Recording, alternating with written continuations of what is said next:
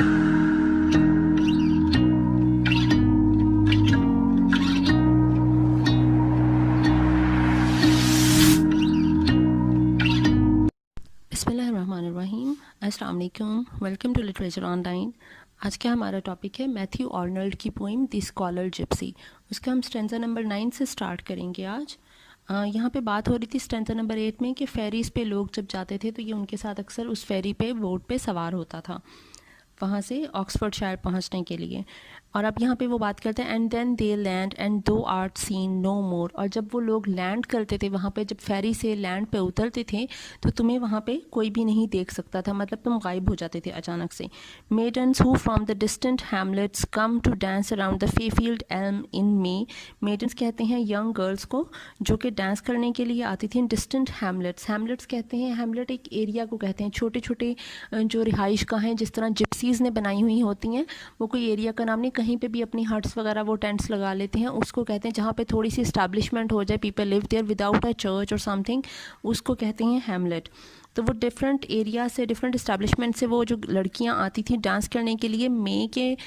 Month में फेफील्ड Elm में। फेफील्ड एक एरिया का नाम है, ऑक्सफोर्डशायर में ही ये एरिया है। और एल्म जो है वो सिम्बलाइज़ करता है, ये एक लार्जेस्ट एंड टॉलेस्ट ट्री है, और ये सिम्बलाइज़ करता है कि ये लोग जो हैं वो गार्ड करते हैं बरियल्स को, मतलब बरीड जो बॉडीज़ होती हैं, डेड बॉडीज़ होती हैं, ये उनको गार्ड करते हैं। और ये जो है ये इनकी लॉन्गेस्ट लाइफ होती है, ठीक है। तो ये इसने थोड़ा सा सिंबलाइज़ किया, यहाँ पर सिंबल दिए कि वो फेफील्ड एल्म में मई के मंथ में यहाँ पे डांस करने के लिए दूर दूर के इलाकों से जो लड़कियाँ आती थी, often through the darkening fields have seen thee roam. तो वो अक्सर कहती थी कि हमने तुम्हें कहीं पे अंधेरे में कहीं पे रोम करते हुए, चलते फिरते हुए देखा है। और cross a style into the public way. Style कहते हैं फेंस को, जो कि एनिमल्स वहाँ पे एंटर ना होने पाएँ, ऐसी कोई जगह जहाँ पे एनिमल्स को एंटर ना होने के लिए आपने फेंस लगाई होती है, बाड़ लगाई होती है, उसको कहते हैं किसी ने तुम्हें उस फेंस के दूसरी पार भी देखा है। इनटू द पब्लिक वे, जहाँ पे लोग मतलब रहते होंगे, ठीक है। ऑफ्टन दो has given them store of flowers. और कभी कभी तुम उन्हें कुछ फूलों के बंचेस दे दिया करती थी। द फ्रेल्ड लीव्ड, कभी जिस तरह कमज़ोर से, फ्रेल कहते हैं वीक को, जिनके पत्ते जो हैं वो कमज़ोर से होते हैं, पत्ते झड़ने लग जाते हैं, ठीक है, इस तरह के फूल देते थे। वाइट एनेमनी कभी देते थे। एनेमनी किस तरह का फूल होता है जिसमें ब्राइट कलर्ड फ्लावर्स होते हैं, ठीक है, उसमें purple, pink, red, yellow and orange colour के फ्लावर्स वो होती हैं। Dark blue bells drenched with dews of summer eves. Blue bells भी एक फूल का ही नाम है। ड्रेंच्ड का मतलब है सोक्ड एंड कम्प्लीटली वेट। वो जो ड्यूज जो होती हैं, मतलब जो शबनम के कतरे होते हैं, उनसे वो बिल्कुल भीगा हुआ फूल तुम कभी उनको दे दिया करते थे। And purple orchids with spotted leaves, या फिर कभी कभी तुम पर्पल ऑर्किड्स दिया करते थे। फूलों, ये फूलों के ही नाम ले रहा है। और यही सारा कुछ इसको पेस्टरल एलिजी ही बना रहा है, क्योंकि हर चीज़ जो है वो एग्रीकल्चरल और फूलों से और क्रॉप से, फील्ड से रिलेट कर रही है, ठीक है। But none hath words he can report of thee. लेकिन वो ये ज़रूर कहती थी कि हमने उसे कहीं पर देखा है, कभी उसने किसी को फूल दिए हैं, ये किया, वो दिया। लेकिन जब उनसे पूछा जाता था कि तुम कहाँ गए एग्जैक्टली, तुम कहाँ गए, तुमसे कोई बात हुई, तो किसी के पास वो रिपोर्ट करने के लिए कोई भी जवाब नहीं होता था। And above Godstow bridge when hay time's here. Godstow bridge भी ये एक हैमलेट था on river Thames. River Thames के पास ही एक इस तरह से एक और इस्टेब्लिशमेंट बनी हुई थी, उसका नाम गॉडस्टो था, और ये ऑक्सफोर्ड में ही थी, ठीक है। गॉडस्टो ब्रिज के ऊपर when hay time's here, hay time कहते हैं प्रॉस्पेरिटी का टाइम, ठीक है, जब फूड स्टोर की जाती है कैटल्स के लिए, पेट्स के लिए, ठीक है, जो आपकी गाय भैंसें और जो भी आप मवेशी रखते हो अपने पास, जो कैटल्स होती हैं आपकी, शीप, गोट्स, काउस, बुल्स, ठीक है, ऑक्स, इनके लिए आप जो फूड स्टोर करते हो, वो जो एक इनका एक फेस्टिवल होता है गांव वगैरह में, ठीक है। तो उस टाइम में लोगों ने तुम्हें, and above Godstow bridge when hay time's here, जब हे टाइम हुआ करता था, वो जो स्टोरेज का टाइम हुआ करता था इन जून के मंथ में, ठीक है। And many a scythe in sunshine flames. Scythe कहते हैं tools used for cutting crops. ये हार्वेस्ट का टाइम अब वो बता रहा है कि ये हार्वेस्ट का टाइम होता था, और वो जो टूल्स हैं वो जिस तरह मेटल के बने हुए होते हैं, स्टील या आयरन के बने हुए होते हैं, तो वो सूरज की रोशनी में जिस तरह वो शाइन करते होंगे, ठीक है। तो बहुत से उन्हें वो स्काइथ करते देखा, शाइन करते देखा, इन सनशाइन फ्लेम्स, के वो चमकते थे जब उन पे सूरज की रोशनी पड़ती थी। ये हार्वेस्ट के टाइम को सिंबलाइज कर रहा है। Men who through those wide fields of breezy grass where black-winged swallows haunt the glittering Thames to bathe in the abandoned leisure pass have often passed thee near. अब वहाँ पे कुछ लोग जो वहाँ रहते होते थे with wide fields of breezy grass, जहाँ पे मतलब ये जो एग्रीकल्चरल लैंड है, ठीक है, ब्रीजी ग्रास है, वाइड फील्ड्स हैं, उधर घास उगी हुई है, ये जानवरों की जो गेजिंग के लिए, जो आपकी कैटल्स हैं, they gaze there in the meadows, ठीक है, where black winged swallow haunt the glittering Thames. अब ये जो थेम्स का जो पानी है वो बड़ा चमचमाता हुआ बिल्कुल साफ पानी है, ठीक है, जब साफ पानी पे सूरज की रोशनी पड़ती है तो वो चमकने लग जाता है, उसमें ग्लिटर, वो ग्लिटरी फील होता है. और उसमें ये ब्लैक विंग्ड स्वॉलोज हैं, ये परिंदे हैं जो वहाँ पर आते थे. अब एक बिल्कुल ग्लिटरी करती हुई चीज़ पे जब कोई ब्लैक बर्ड आके बैठेगा तो वो ऐसे लगेगा जिस तरह वो हॉन्ट कर रहा है उस चीज़ को, ठीक है. हॉन्ट का मतलब यहाँ पे ये भी है कि वो परिंदे मुसलसल यहाँ का चक्कर लगाते रहते थे इस थेम्स में, ठीक है. To बैथ in the abandoned lesser पैस, लेशर कहते हैं मतलब कोई बंदा जब आप पे लैश आउट करता है थ्रू अ विप और थ्रू येलिंग एट यू, तो उसको कहते हैं कि वो जब उस पे आते थे तो वो कुछ इसी किस्म की फीलिंग आती थी कि वो वाइट ग्लिटरी थीम्स पे ब्लैक कलर के जो बर्ड्स हैं, ठीक है, उसमें बैथ करने आते थे. Have often passed the near, तो उन्होंने देखा है कि वहाँ पे उन्होंने कभी कभी तुम्हें भी देखा, ठीक है. Sitting upon the river bank overgrown, जहाँ पे जो रिवर का जो किनारा होता था वहाँ पे घास बड़ी बड़ी हो जाती है, ओवरग्रोन हो जाती, क्योंकि कट नहीं की जाती, ट्रिम नहीं की जाती, तो वहाँ पे तुम्हें भी किसी ने बैठे देखा. Marked thine outlandish garb, thy figure spare. outlandish का मतलब होता है अनफेमिलियर, वियर्ड किस्म का तुम्हारा जो कपड़े होते थे, गाब कहते हैं क्लोथिंग को. उन्होंने देखा कि तुम अपने अजीबोगरीब किस्म के कपड़ों में बैठे होते थे, लाइक जिप्सीज के कपड़ों को अजीबोगरीब कहा गया है. thy figure spare, और जिस तरह तुम बिल्कुल अपने ख्यालों में खोए हुए हो, ठीक है. दाई डार्क वेग आइज, वेग का मतलब होता है बिल्कुल अनक्लियर, जैसे आपकी आइज में एक ब्लैंक सा एक्सप्रेशन होता है, तुम्हारी आंखें बिल्कुल वैसी ही होती थी. एंड सॉफ्ट एब्स्ट्रैक्टेड एयर, और तुम अपने ख्यालों में गुम होते थे, अपनी सोचों में गुम होते थे. एब्स्ट्रैक्टेड का मतलब होता है एब्सेंट माइंडेड होना या absorbed in your own thoughts, ठीक है. But when they came from बैदिंग दो वॉज गोन, लेकिन जब वो वहाँ से नहा कर वापस निकलते थे रिवर थेम से कि अब वो तुम्हारे पास को जाएंगे, वहाँ पे उधर बैठेंगे, तो तुम वहाँ से गायब हो जाते थे, ठीक है. At some lone homestead in the Cumnor hills, अब फिर कमनर हिल्स की बात आ रही है कि वहाँ पे किसी अकेले घर में, जिस तरह पहाड़ों पे एक घर बहुत बहुत दूर बने होते हैं, उसी तरह किसी घर में होमस्टेड रिहाइश को कहते हैं. Where at her open door the housewife darns, जहाँ पे जो हाउस वाइफ्स हैं अपने जो खुले दरवाज़ों पे वो बहुत ज़्यादा मतलब हाउस वाइफ जो है वो डिसअपॉइंटमेंट अपनी शो कर रही होती हैं. दो हैज़ बीन सीन, जिस तरह औरतें दरवाज़ों पे खड़ी हुई होती हैं, तुम्हें उसने देखा किसी ने. और hanging on a gate to watch the threshers in the mossy barn, या फिर किसी गेट पे देखा to watch the threshers in the mossy barn. Mossy barn कहते हैं बिल्कुल ही ओल्ड फैशन किस्म के फार्म को, ठीक है, जो पुराने पुराने बने हुए होते थे, जिनको रेनोवेट नहीं किया गया है, ठीक है, ओवरग्रोन हो गया है सारा कुछ, वो जो फार्म है, ठीक है, सारा वहाँ पे तुमने थ्रेशर्स के पास देखा है, ठीक है, थ्रेशर को देखते हुए तुम्हें देखा गया. Children who early range the slopes and late for cresses from the hills, children अब जो पहाड़ों पे ऊपर से नीचे चक्कर लगा रहे होते हैं ना, जिस तरह स्लाइड्स ले रहे होते हैं. Who early range the slopes, ये स्लोप्स जो हैं वो हिल्स को कहा गया है. रेंज दी स्लोप्स का मतलब है जिस तरह स्लाइड्स करना, ठीक है, उस तरह से आप ऊपर से नीचे आ रहे हो, नीचे से ऊपर जा रहे हो. And late for cresses from the rills, और क्रेसेस फ्रॉम द रेल्स का मतलब ही, क्रेस वैसे कहते हैं दबाव डालने को, प्रेस करने को, और रिल्स कहते हैं स्मॉल स्ट्रीम्स को या चैनल्स को, ठीक है. जिस तरह चश्मे जो हैं वो उधर से बह रहे होते हैं ना, पहाड़ों से चश्मे बह रहे होते हैं, बिल्कुल उसी तरह बच्चे भी वहाँ पे जिस तरह खेल रहे होते हैं. हैव नोन दी आइंग, उन्होंने तुम्हें वहाँ पे देखा है. ऑल एन अप्रैल डे, अप्रैल के महीने में, जैसे कोई कहता है किसी ने मई में देखा, किसी ने जून में देखा, अब अप्रैल की बात आ गई. The springing pasture and the feeding kind and marked the when the stars come out and shine.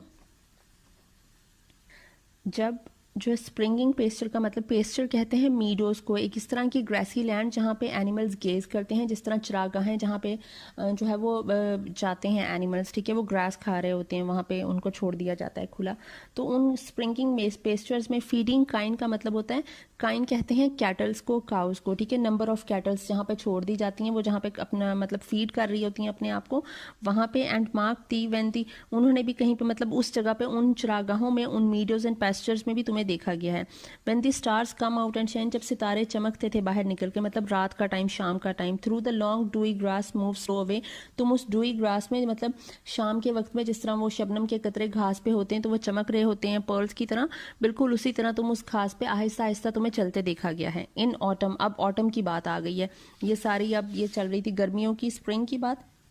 अब ऑटम की आ गई है। On the skirts of Bazley would. अच्छा, बेजली वुड जो है ये बहुत ही एंशियंट किस्म की जो है वुड है ये भी, और ये बेजली ये जो इलाका है ये ऑक्सफोर्डशायर का ही इलाका है, ठीक है, वहीं की बात हो रही है। तो on the skirts of Bazley would, जहाँ पे ये एंशियंट किस्म की वुड ऑक्सफोर्डशायर का जो एक इलाका है उसमें पाई जाती है। Where most the gypsies by the turf edged way, जहाँ पे ये जो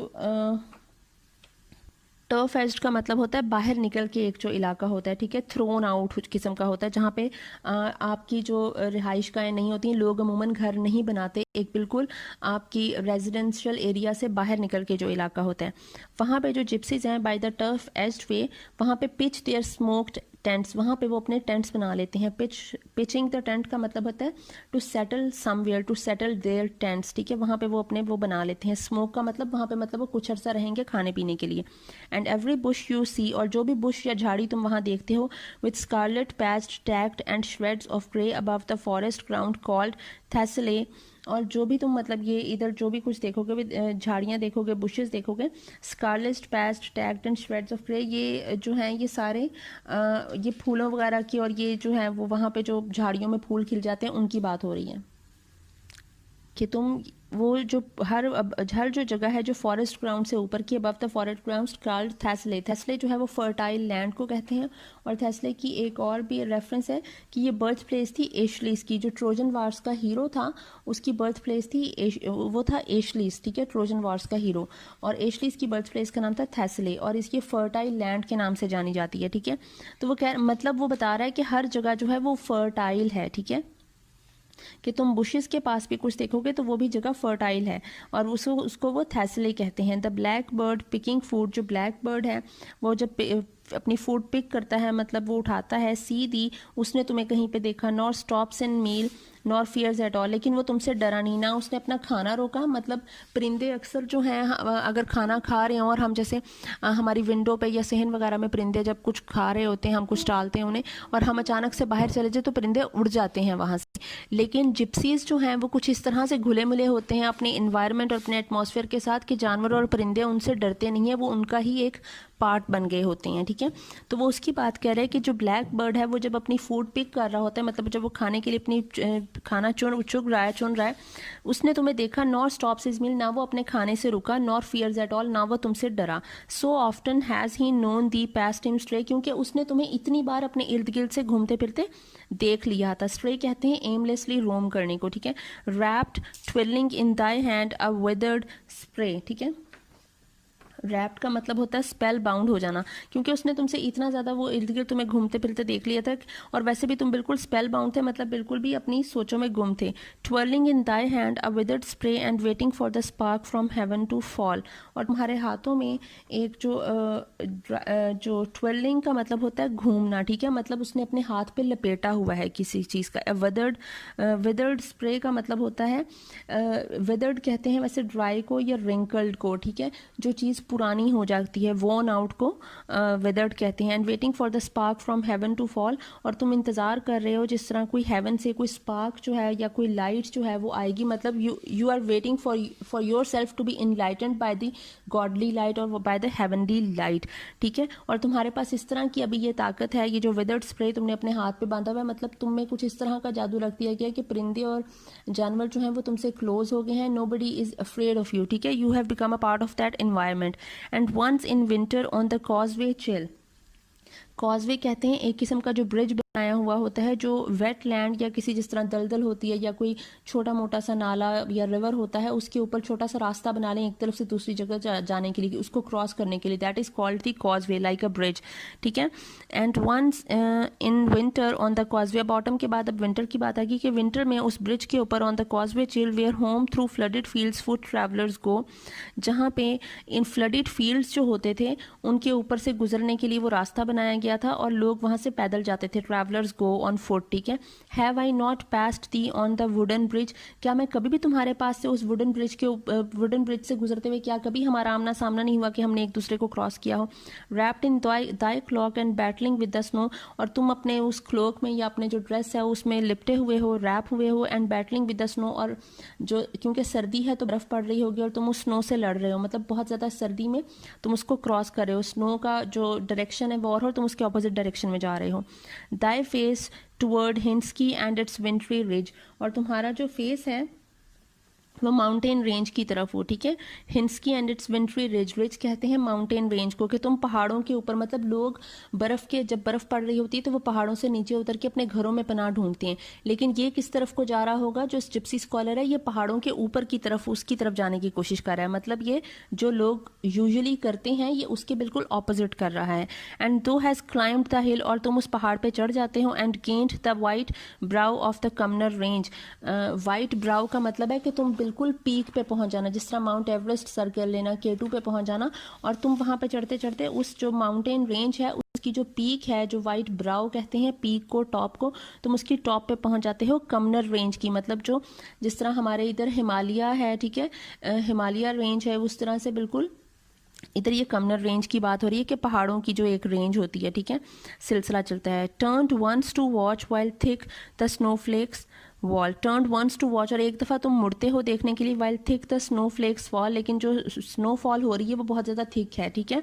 कि मतलब कुछ नज़र नहीं आ रहा। The line of festival light in Christ church hall, कि तुम देखने के लिए मुड़ते हो कि जो क्राइस्ट चर्च हॉल में जो फेस्टिवल की जो सेलिब्रेशन चल रही है विंटर में, क्योंकि क्रिसमस भी होती है, ठीक है, तो वो क्रिसमस की लाइट्स को तुम देखने के लिए चलते हो, लेकिन स्नोफॉल इतनी ज़्यादा है कि तुम्हें सही तरह से लाइट्स नज़र नहीं आए। Then sought the straw in some sequestered grange, ठीक है, और तुम फिर कहाँ पे अपना बना लो,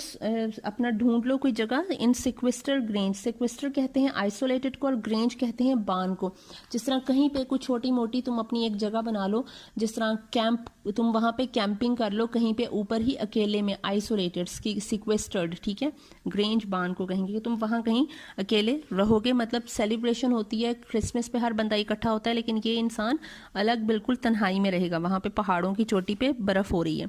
बट वट आई ड्रीम, लेकिन मैंने ख्वाब में क्या देखा, 200 ईयर्स आर फ्लोन, के 200 साल गुजर चुके हैं, since first the story rain through Oxford halls, जब तुम्हारी स्टोरी जो है वो ऑक्सफोर्ड हॉल से बाहर निकली, ठीक है, लोगों में आई, फोक टेल बनी, and the grave Glanvil did the tale inscribe, और ग्लैनविल ने ये इस कहानी को इंस्क्राइब किया, मतलब राइट किया, ठीक है, जो ग्लैनविल की बुक है वो डॉगमेटाइजिंग वाली, ठीक है,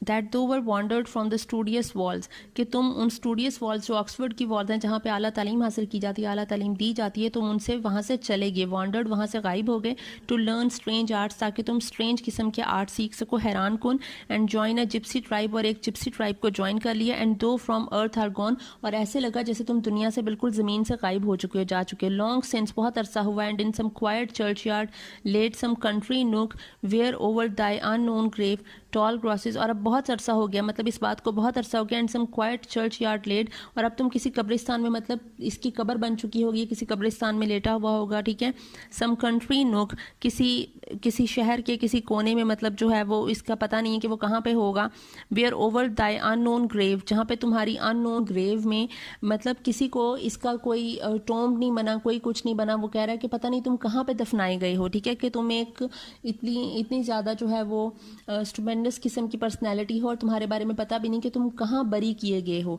ठीक है, and where over the unknown grave tall grasses and white flowering nettles wave, जहाँ पे तुम्हारी कब्र पे, क्योंकि वो अननोन है तो कहाँ पे कौन उसको वो टोम नहीं बना होगा, कहाँ पे फूल भी नहीं होंगे, शायद पता नहीं क्या हो, सिर्फ घास वगैरह ग्रो हुई हो, and white flowering nettles wave, और वहाँ पे सिर्फ नेटल्स होंगे, ये भी प्लांट होते हैं, नेटल्स वो प्लांट है जो थोड़ा एंगर और इरिटेशन को सिम्बलाइज करता है, ठीक है, ये नेटल जो प्लांट्स वहाँ पे, नेटल्स जो हैं इनके ऊपर कांटे वगैरह लगे हुए होते हैं, इसलिए कहा है कि मतलब जिन कब्रों का ख्याल रखा जाता है, जिन ग्रेवयार्ड्स का ख्याल रखा जाता है, वहाँ पे खूबसूरत किस्म के फूल जो हैं वो ग्रो हुए होते हैं, ठीक है, under a dark red fruited you tree shade, you tree जो होता है ये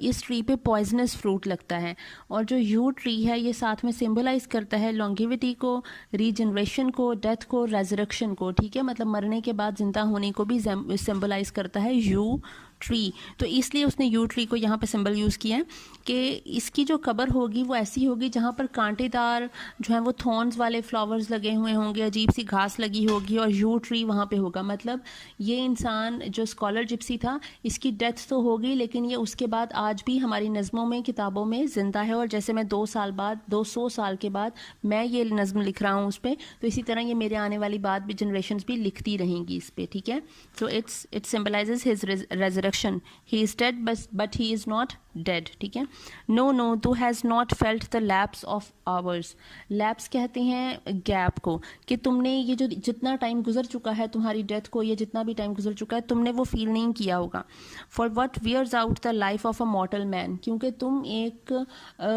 जो एक मॉर्टल आदमी होता है जिसकी ज़िंदगी ख़त्म हो जानी होती है, उसकी ज़िंदगी से क्या चीज़ छीन सकते हो, ठीक है, उसकी ज़िंदगी क्या पुरानी होती है। This that from change to change their being rolls, this that repeated shocks again exhausts the energy of strongest souls। ये अब एक आम इंसान की जो लाइफ है उसकी हकीकत को बता रहा है कि what are life really is, कि from change to change their being rolls, कि हम जो है वो थोड़ी थोड़ी सी जो चेंजेस हमारी लाइफ में आती हैं हम उसी के इर्द गिर्द घूमते रहते हैं। This that repeated shocks again and again, और बार बार एक ही किस्म के अप्स एंड डाउन्स हमारी लाइफ में आते रहते हैं, ठीक है। Exhaust the energy of strongest souls, और ये जो रिपीटेड शॉक्स हैं, ये जो चेंजेस हैं, ये जो अप्स एंड डाउन्स हैं, ये जितनी भी स्ट्रॉन्गेस्ट कोई सोल हो उसकी एनर्जी को एग्जॉस्ट कर देती है, मतलब आपको थका देती है, इंसान थक जाता है, जैसे वो बूढ़ा हो जाता है, ठीक है। And numb the elastic powers, और जो इलास्टिक पावर्स होती हैं, मतलब आप किसी भी चीज़ को कोई इंसान जितना भी ज़्यादा ऑप्टिमिस्टिक होने की कोशिश करे, इवेंचुअली वो जो ये चीज़ है आप में एक नमनेस आ जाएगी, आप लोग इस चीज़ से जो है वो पेसिमिस्ट हो जाओगे, ठीक है। Till having used our nerves with bliss and teen, जब तक कि हम अपनी जो नर्व्स हैं हम अपने आप को with bliss and tin use करते हैं, ठीक है। बहुत ज़्यादा आप किसी चीज़ पे, ये ऑप्टिमिज्म है आपका, ठीक है, आप पॉजिटिव रहोगे सारी चीज़ों के लिए। And tired upon 1,000 schemes our wit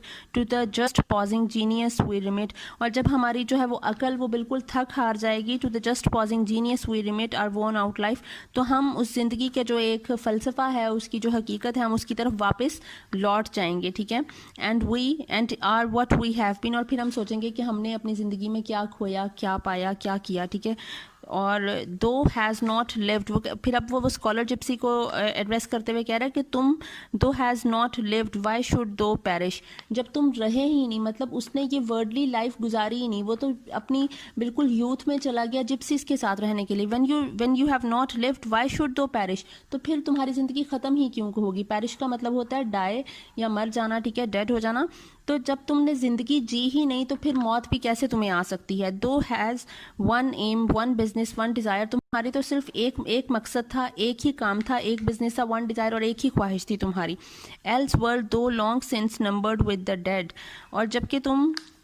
इन जो लोग डेथ हो चुके हैं उनके साथ तुम्हारा शुमार तो किया जाता है। एल्स हैड दो spent like other man thy fire, और तुमने वो जो अपना टाइम्स गुजारा लाइक अदर मैन, उन दूसरे लोगों की तरह thy fire the generations of thy peers are fled, और तुम्हारी जो तुम्हारे अंदर एक स्पार्क था, जो तुम्हारी डिज़ायर थी, जो तुम्हारी जनरेशन थी, तुम्हारे जो पीयर्स थे, तुम्हारे कंटेम्प्रेरीज थे, मतलब उसके साथ ज़िंदा रहने वाले लोग, उसकी उम्र के लोग जो हैं